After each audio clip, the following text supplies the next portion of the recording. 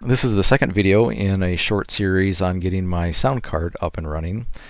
In the last video I had the core processor working on the sound card and a single VIA or versatile interface adapter that was controlling this LCD over here for debug purposes.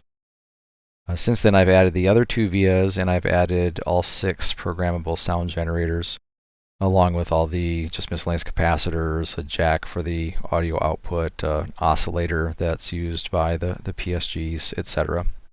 These versatile interface adapters, or VIAs, are just simply ways for me to do I/O with different devices, probably pretty comparable to a programmable peripheral interface, a PPI, on my 286. But these are just ones I've used in the past with my 65816 and 6502 builds. And I had previously used these in an earlier version of this sound card, and I like how they work, and I'm going to continue to use those for this purpose. Now these chips over here for PSGs, I could use different PSGs, but the ones I am using are these Yamaha YM2149s. And I have that pulled up here on my screen, and you can kind of just see here, if I scroll down what the pinout is, all of these I/O pins, at least for these bottom 4, I'm not using any of those, so those are all disconnected at the moment. There are smaller versions of these chips that don't have all this I/O on it. I'm actually using the full YM2149, and it really came down to just availability and pricing. These were the least expensive of the series of chips here, and these really didn't cost really anything. I think I ordered this set off of AliExpress probably, and got a whole bunch of these, and for the most part they've actually worked just fine. If I scroll down though through this, what you're going to see is that there are registers that I can work with. So I can programmatically change registers. And really the things that I need to work with is I have 3 channels on each of these. And for each channel I can give it 12 bits of data that basically set the frequency. So all I'm doing is I'm coming in and I'm saying for this PSG, for channel number 1, or as they're labeling it here, A, B, and C, for channel A, here's the frequency I want you to play. For channel B, here's the frequency. Channel C, here's the frequency, etc. In addition to just playing, tones or frequencies like that, you can also introduce noise, and there's all kinds of different effects and things like that that you can do with that. And maybe in a future video, I can get in and talk about some of that.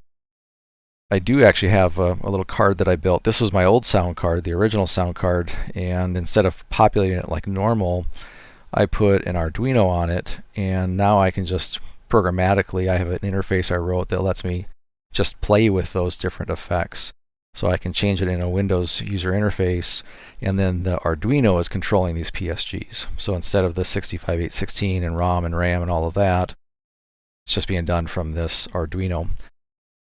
And I posted a video on that in the past, but if anybody's interested in learning more about that, I also have a version of this that has basically a single PSG, so it's just to let me play around and experiment with these settings that you're seeing on the screen here. When I fire the system up here in a little bit, I will have it play some music, and basically to play that, I've had to go in and say, go to this PSG, go to this channel, turn on this frequency for this duration.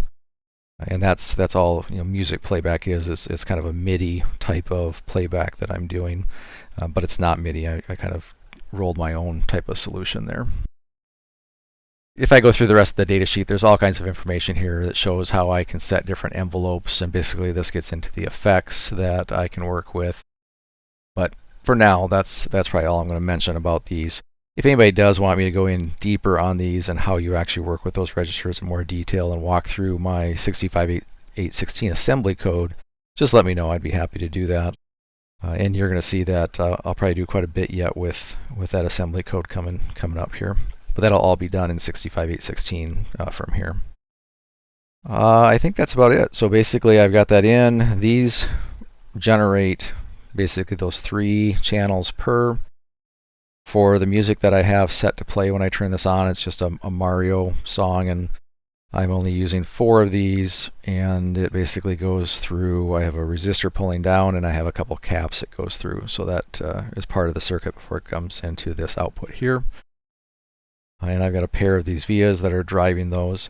The other 2 right now, I'm not doing any sound output, but I'm pulling the data from the ROM here that actually has the music data on it. I could also pull from the SD card. Either of those is an option, but if I pull from SD card, it's from processor to via to SD card. If I pull from this ROM, I'm going to a via to these PSGs and then using their I/O pins to get to this ROM. And I mentioned that in the last video, but now I actually have that hooked up and running. So I guess that is another thing I added in this video, is this ZIF socket and this ROM sitting here. So with that, I'm going to go ahead and turn on the system. I'm going to start by setting my reset to active so it comes up in a reset state. And then as soon as I pull this, it's going to basically fire up, and you'll see it do its initialization on the screen like before, and it's going to start playing a song. And so I'll just be quiet, let it play the song, and that will be the end of the video.